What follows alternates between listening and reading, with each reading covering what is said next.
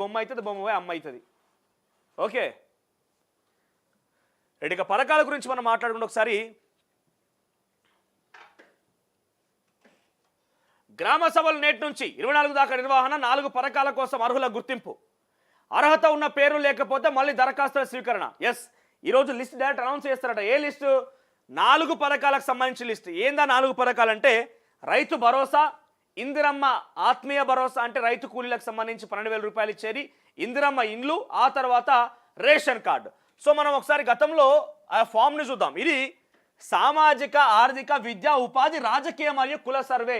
ఇక్కడెక్కడన్నా ఈ ఫారంలో ఈ ఫామ్ నింపితే మేము రేషన్ కార్డు ఇస్తామని అది కానీ ఇది కానీ ఉందా? సర్వే మాత్రమే ఇది. ఈ సర్వే మాత్రమే, ఇది అప్లికేషన్ ఫామ్ కాదు. ఎవరైనా కనుక మీరు ఈ ఫామ్ నింపేటప్పుడు మీ సమాచారాన్ని కనుక తప్పుగా ఇచ్చి ఉంటే మీకు రేషన్ కార్డులో కొంత అవకతవకలు కష్టమయ్యే అవకాశం ఉన్నది. సామాజిక, ఆర్థిక, విద్యా, ఉపాధి, రాజకీయ మరియు కుల సర్వే మాత్రమే, అప్లికేషన్ ఫామ్ కాదు. మరి ఈ సర్వే ఆధారితంగా మీరు అప్లికేషన్ అనుకొని మీరు రేషన్ కార్డు ఇస్తామంటున్నారు. ఒకసారి మీకు ఆ ఫామ్ కూడా చూపిస్తా. ఇక్కడ మీరు డీటెయిల్స్ ఎంట్రీ చేయాలి. ఆ తర్వాత ఇగో పార్ట్ 1 కింద మీ కుటుంబంలో ఎంతమంది ఉంటారో ఏంది వాళ్ళ వివరాలు ఎక్స్ప్లెయిన్ చేయాలి. ఒకసారి రేషన్ కార్డు దగ్గరికి పోదాం మనం. ఉద్యోగ ఉపాధి అవకాశాలు వచ్చినాయా, భూమి వివరాలు ఉన్నాయా,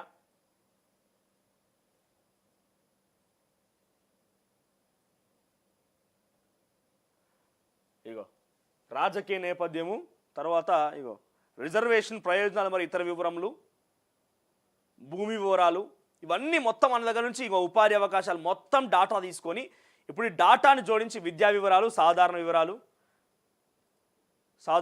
ఇవన్నీ డాటాను మన దగ్గర నుంచి తీసుకొని ఇప్పుడు ఈ డాటా ఆధారితంగా మేము మీకు రేషన్ కార్డు ఇస్తామని చెప్పి రాష్ట్ర ప్రభుత్వం చెప్తున్నది. ఇంకో రేషన్ కార్డు నెంబరు, కార్డు లేనట్లయితే 00 అని రాయండి. ఇంకో ఇక్కడ ఎవరైతే మీరు కార్డు లేదని చెప్పి రాస్తారో వాళ్ళ యొక్క అప్లికేషన్ పరిశీలించి, ఈ సర్వేని పరిశీలించి మీరు మొత్తం ఏమిచ్చిరు, మాకు అప్పు ఉన్నదా, సప్పు ఉన్నదా, లేకపోతే భూమి ఉన్నదా, జాగున్నదా, ఎద్దుందా, బర్రె ఉందా, గొర్రె ఉందా, అంత సమాచారం డీటెయిల్డ్గా మీ నుంచి తీసుకున్నటువంటి సర్వే ఆధారితంగా ఇప్పుడు రేషన్ కార్డు ఇస్తామని చెప్పి కరాఖండిగా మంత్రులు చెప్తున్నారు. సో ఈ రేషన్ కార్డు, ఈ అప్లికేషన్ ఆధారితంగానే మీకు రేషన్ కార్డు వస్తుంది, ఇతర పథకాలు వస్తాయి. మీరు కనుక ఈ అప్లికేషన్లో, ఈ సర్వేలో కనుక తప్పుడు సమాచారం కొంతమంది ఏం చేశారంటే మా విద్యా అర్హతలు మీకెందుకు, మా ఉపాధి అర్హతలు మీకెందుకు అని కొంతమంది డైరెక్ట్గా చెప్పకుండా వదిలేసిన వారికి మరి 00గా ఉన్న వాళ్ళకి ఆ రేషన్ కార్డు అర్హత సాధిస్తారా? చూడాలి ఏమవుతుంది ఏందని. ఎందుకంటే వాళ్ళు డీటెయిల్స్ చెప్తేనే గ్రామీణ ప్రాంతాల్లో అయితే 1,50,000 రూపాయల లోపున్న వారికి ఈ రేషన్ కార్డు వస్తుంది. అది పట్టణ ప్రాంతాల్లో అయితే 2 లక్షల లోపున్న వారికి ఈ రేషన్ కార్డు వస్తుంది. మరి గ్రామీణ ప్రాంతాల్లో ప్రజలు ఈ ఆవులు, కోళ్ళు, గొర్రెలు, మేత ఇవన్నీ కలగలిపితే మరి ఎటువంటి దరఖాస్తు ఫామ్ నింపారు పాపం ఆ ప్రజలు. ఆ అమాయక ప్రజలు మోసం చేసి సర్వే ఫామ్ని కాస్త అప్లికేషన్ ఫామ్గా మార్చి కాంగ్రెస్ పార్టీ ప్రభుత్వం ఇప్పుడు రేషన్ కార్డు ఇస్తుందట. సో 4 పథకాలు, ఈ 4 పథకాలు ఏందని చెప్తే కనుక 4 ప్రతిష్టాత్మక పథకాలకు సంబంధించి అర్హులను గుర్తించేందుకు గ్రామ సభల నిర్వహణ వీలైంది. ఇది ఇందిరమ్మ ఇల్లు, రైతు భరోసా, కొత్త రేషన్ కార్డుల పంపిణీ, ఇందిరమ్మ ఆత్మీయ భరోసా. సో 4 పథకాలు ఏందయ్యా అంటే అవి ఈరోజు సంది వచ్చేది. ఒక్కసారి దయచేసి మళ్ళీ కరెక్ట్గా వినండి. మీరు మీ గ్రామ సభలు, మీ ఊర్లోనే గ్రామ సభలు ఏర్పాటు చేసి ఈ గ్రామ సభల ఆధారితంగా మీకు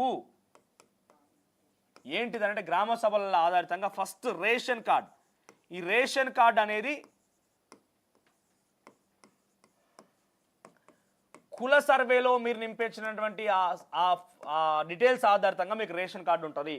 మీకు రేషన్ కార్డు రాకపోతే వెంటనే అక్కడ గ్రామ సభలో హాజరైనటువంటి అధికారులకు ఇవ్వండి, లేదంటే ఎంపీడీఓ కార్యాలయానికి పోయి మళ్ళీ దరఖాస్తు చేసుకోండి. నాకు రేషన్ కార్డులో అన్ని రకాల అర్హత ఉన్నది. ఏం అర్హత?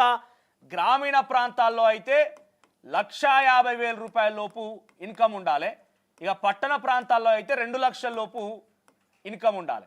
సో ఈ 2 ఆధారితంగా ఐటీ, ఈటీ అన్ని టీలు ఉంటాయి కాడ.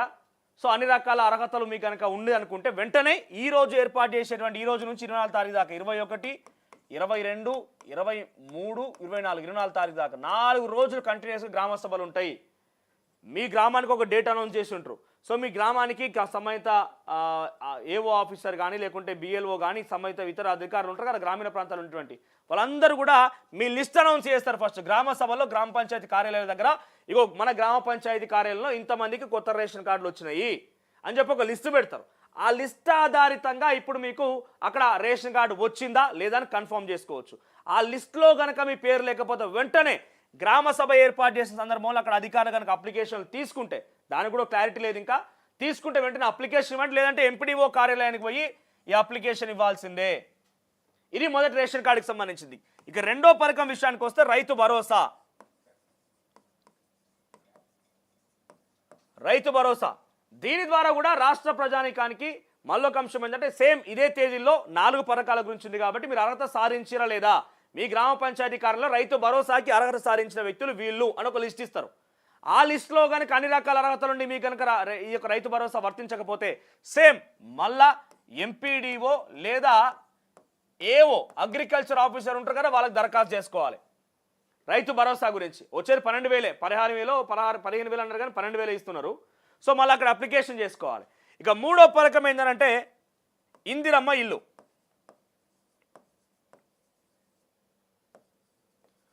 సో ఇందిరమ్మ ఇళ్ళ గురించి కూడా మీకు అర్హత సాధించిన, మనం మీకు సర్వే చేసారు కదా, ఫోన్లు పట్టుకొచ్చి మీ ఇళ్ళలో రేకుల షెడ్ ఉన్నదా, మీకు ఇంట్లో గొర్రె ఉన్నదా, బర్రె ఉన్నదా, రేకుల షెడ్ ఉన్నదా, ఆ దొడ్డిటికలతో కట్టిర్రా, ఆ చిన్నిటికలతో కట్టిర్రా, గుడిసున్నదా, జాగున్నదా లేదా మొత్తం తీసుకొని పోయారు కదా. ఈ మొత్తం డీటెయిల్స్ ఆధారితంగా ఆల్రెడీ అర్హులను గుర్తించారంట. ఈ అర్హుల జాబితాను కూడా సేమ్ ఇక్కడే ఇందిరమ్మ ఇళ్ళ అర్హుల జాబితాను కూడా గ్రామ పంచాయతీ కార్యాలయంలో ఒక లిస్ట్ వేయబోతున్నారు. దాంట్లో కూడా చూసుకోండి మీ పేరున్నా లేదా, లేకపోతే సేమ్ మళ్ళీ ఎంపీడీఓకి అప్లికేషన్ పెట్టుకోవాలి. పెద్ద ప్రాసెస్ అది. ఇయాట్సన్ వాళ్ళ పంచాయతీలు శురువు అవుతాయి ఇక. అంటే సేమ్ టైం మీకు విషయం తెలుసా, రేషన్ కార్డు, ఇందిరమ్మ ఇల్లు, రైతు భరోసాతో పాటు ఇంకొక అంశం రైతు ఇందిరమ్మ ఆత్మీయ భరోసా. దీని ద్వారా ఏంటంటే మీకు 12,000 రూపాయలు రైతు కూలీలకు సంబంధించి ఇందిరమ్మ ఆత్మీయ భరోసా. రైతు కూలీలు ఎవరైతే ఉంటారో అసలు జాగలేకుండా కేవలం రైతు కూలీగా పనిచేస్తూ బతుకు జీవనం గడిపేటువంటి వాళ్లకు ఈ పథకం వస్తుంది. జాబ్ కార్డులో కనీసం 25 రోజులు పనిచేసి ఉండాలి, మీకు ఎక్కడ భూమి లేకుండా ఉంటేనే ఈ అర్హత సాధిస్తారు. అది తెలంగాణ మొత్తంలో తిప్పి కొడితే 10 లక్షల కుటుంబాలకు వస్తాయట గంతే. అది సరే అని పక్కన పెడితే ఈ 4 అప్లికేషన్లు ఉన్నాయి కదా, ఈ 4ంటికి సంబంధించి అర్హుల లిస్ట్ అనేది మీ గ్రామ పంచాయతీ కార్యాలయంలో వేస్తారట. అయితే మీరు గమనించాడు ఒకటి చాలా క్లియర్గా, రాజకీయాలకు లోబడి గతంలో బీఆర్ఎస్ ఉన్నప్పుడు అన్ని పథకాలు బీఆర్ఎస్లకు ఎట్లయితే వచ్చినాయో ఇప్పుడు మళ్ళీ అట్లే కాంగ్రెస్ పార్టీకి వచ్చే అవకాశం ఉంది. కాబట్టి కాంగ్రెస్ పార్టీ లీడర్లు, మంచి మంచి ధనికులు, సర్పంచులుగా పనిచేసిన వాళ్ళు, కార్లు ఉన్నోళ్ళు, బండ్లు ఉన్నోళ్ళు, 10 ఎకరాల పైబడి జాగాలు ఉన్నోళ్ళు, వాళ్ళకు అర్హత ఉండి మీకు లేదు కనుక అయి ఉంటే వెంటనే మీరు చెప్పవచ్చు వీళ్ళకి ఎట్లిస్తారయ్యా. గ్రామ సభ అంటే ఏంటిది, మీ దగ్గర నుంచి అభిప్రాయం తీసుకోవడమే కదా. నాకు అన్ని రకాల అర్హత ఉన్నది, నాకు ఏలే రేషన్ కార్డు, ఆయనకి ఎట్లిచ్చినావు అడగవచ్చు. నువ్వు అక్కడ 10 ఎకరాల భూమిని ఆసామికి ఇచ్చినావు, 10 గుంటల జాగున్న నాకు ఇయ్యలేరు, నాకు ఇయ్యని ఆయనకి ఎట్లా వచ్చింది అర్హత, నువ్వు క్వశ్చన్ చేయొచ్చు అక్కడ గ్రామ సభలో. మీ అభిప్రాయం తీసుకోవడం కోసమే గ్రామ సభలు ఏర్పాటు చేస్తున్నారు. ఎస్, ఇన్ఫాక్ట్ రైతు భరోసా గురించి గ్రామ సభలో కూడా మీరు క్వశ్చన్ చేయొచ్చు. ఇందిరమ్మ ఇండ్లకు సంబంధించి క్వశ్చన్ చేయొచ్చు. నాకేం జాగలేరు, కూలినాలు చేసుకొని బతుకుతున్నా, నాకు పిల్లగాలు ఉన్నారు, నాకు అరగుంట జాగున్నది, అలా ఇల్లు కట్టుకుంటా, నాకు ఇందిరమ్మ పథకం ఎందుకు ఇవ్వవు, ఆయనకు ఎందుకు ఇచ్చినావు అని చెప్పి నువ్వు ఆయన క్వశ్చన్ చేసి అడగవచ్చు. తర్వాత ఇందిరమ్మ ఆత్మీయ భరోసా దాంట్లో కూడా అదే పరిస్థితి. నేను 25 రోజులు పనిచేసిన, నాకు జాబ్ కార్డు ఉన్నది, నాకు గుంట జాగ లేదు, నాకు సపరేట్ రేషన్ కార్డు ఉన్నది, అన్ని రకాల అర్హతలని మీరు పెట్టిన అర్హత సాధించినా నాకెందుకు ఆయనకెందుకు ఇచ్చినా అని క్వశ్చన్ చేయవచ్చు నువ్వు. సో ఇవన్నీ విషయాల్లో గ్రామ సభ ఏర్పాటు చేశారంటే ఈరోజు లిస్ట్ వేస్తారు. ఈ లిస్ట్ ఆధారితంగా మీ యొక్క అభిప్రాయాల్ని అక్కడ గ్రామ సభలకు వచ్చేటువంటి అధికారులకు వెల్లడించవచ్చు. అట్ ద సేమ్ టైం మీకు కనుక అర్హత సాధించకపోతే ఎంపీడీఓ కార్యాలయం, అగ్రికల్చర్ ఆఫీసులు, ఎంఆర్ఓ కార్యాలయానికి పోతే మీరు అప్లికేషన్లు పెట్టుకోవచ్చు. మీ అవకాశాన్ని వదిలిపెట్టకండి. ఒక్క రోజుతో ఒరిగేది ఏం లేదు. కానీ ఒక్క పథకం కనుక రాకపోయి ఉంటే, రేషన్ కార్డు ఉదాహరణ తీసుకున్నాం, రేషన్ కార్డుకే మీరు అర్హత సాధించలేదు అనుకుంటే ఏం కాదులే, ఎవరు చూసుకుంటారు, మా వాళ్ళు చూసుకుంటారు, నేను పనికి పోతాను, పనికి పోయినామానంటే ఒక్కరోజు పని కాస్త కొన్ని ముప్పు తిప్పలు పెడుతుంది. నేను నీ దగ్గరికి అధికారులు వచ్చిన రోజు క్వశ్చన్ చేయి, గల్లబట్టాడుకు అవసరం అయితే నాకు ఎందుకు ఈ రేషన్ కార్డు, అన్ని రకాల అర్హతలు ఉన్నాయి కదా అని చెప్పి క్వశ్చన్ చేయ ఈరోజు. సో ఈ 4 పథకాల గురించి ఈ రోజు నుంచి గ్రామ సభలు ఏర్పాటు చేయబోతున్నారు. 21 నుంచి 24 తారీఖు దాకా 4 రోజులు ఉంటాయి గ్రామ సభలు. దీనికి సంబంధించి అర్హతలు ఇప్పటికే మీరు అర్హులని జాబితా సిద్ధమైంది. ఇవాళ వచ్చి గ్రామ సభ నిర్వహించి ఈరోజు అక్కడ జాబితా విడుదల చేస్తారు. ఆ జాబితా ఆధారితంగా మీ పేరు రాకపోతే వెంటనే అప్లికేషన్ తీసుకుంటే వెంటనే అప్లికేషన్ ఇవ్వాలి, లేకపోతే క్వశ్చన్ చేయండి, నాకు ఎందుకు ఇవ్వవు నువ్వు అని క్వశ్చన్ చేయండి. అయితే మంగళవారం నుంచి 24 తేదీ దాకా గ్రామ సభలు నిర్వహించనున్నారు. అనంతరం ఈ పథకాలను 26న ప్రభుత్వం లాంఛనంగా ప్రారంభిస్తుంది. ఈ అర్హుల జాబితాకు 26 తారీఖున ఈ దరఖాస్తు పైసలు అన్ని పడతాయి వాళ్ళ అకౌంట్లలో. అయితే ప్రజాపాలన దరఖాస్తులు, గతంలో మీ సేవా కేంద్రంలో వచ్చిన దరఖాస్తులు, కులగణన, ప్రస్తుత ప్రభుత్వం వద్ద ఉన్న పేద కుటుంబాల సమాచారం ఆధారంగా లబ్ధిదారుల తాత్కాలిక జాబితాను సిద్ధం చేశారు. దాని ఆధారితంగా ఆయా కుటుంబాల ద్వారా సమగ్ర సమాచారం రాబట్టారు. ఇప్పటికే పలు గ్రామ పంచాయతీ కార్యాలయాల్లో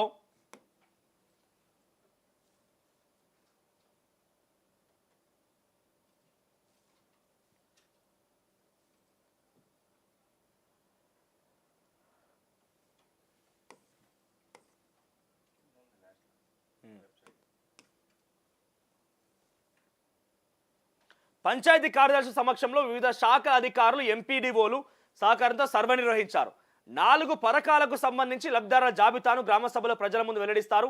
అక్కడ వచ్చే అభ్యంతరాలు అభ్యర్థులను ఇక్కడ చూడండి, అభ్యంతరాలు మీరు చెప్పొచ్చు, మీ సమస్య చెప్పొచ్చు, నాకు ఎందుకు ఏమని క్వశ్చన్ చేయొచ్చు, రైట్? మీరు క్వశ్చన్ చేయకపోతే మీ పథకానికి సంబంధించి ఎవరేం చేయలేడు. ఇక మీ దాకా వచ్చినాక మీరు క్వశ్చన్ చేయకపోతే ఎవరేం చేయలేరు కదా. తర్వాత అభ్యర్థులను ఆధారంగా చేసుకొని తుది జాబితాను సిద్ధం చేయబోతున్నారు. ఇక 12,000 రూపాయలేమో ఇందిరమ్మ ఆత్మీయ భరోసా, 12,000 రూపాయలు రైతు భరోసా. తర్వాత 2014 నుంచి ఇప్పటివరకు కొత్త రేషన్ కార్డుల కోసం మీ సేవ ద్వారా సమర్పించిన దరఖాస్తులను సాంకేతిక సమాచారం ద్వారా అర్హులను గుర్తించారు. వాటి ఆధారంగా కుటుంబాల వద్దకు వెళ్లి క్షేత్రస్థాయి పరిశీలన చేపట్టారు. గ్రామ వార్డు సభల్లో ఆమోదం తర్వాత కొత్త కార్డుల జారీకి చర్యలు చేపట్టున్నారు. సో రేషన్ కార్డు గురించి అది ఎట్టి పరిస్థితుల్లో వదిలిపెట్టకండి. రేషన్ కార్డు ఉంటేనే ఏ పథకమైనా, రేపటి రోజు మీకు దవాఖానకు ఆరోగ్యశ్రీ పథకం వర్తించి మీరు దవాఖానకు పోయి సుస్తైనా 10 లక్షల రూపాయలు మీకు అదేంది రాష్ట్ర ప్రభుత్వం చెప్పింది కదా, 10 లక్షల రూపాయల వరకు వైద్యం చేసుకోవచ్చు అని చెప్పి, అది రావాలన్నా కూడా రేషన్ కార్డే కావాలి.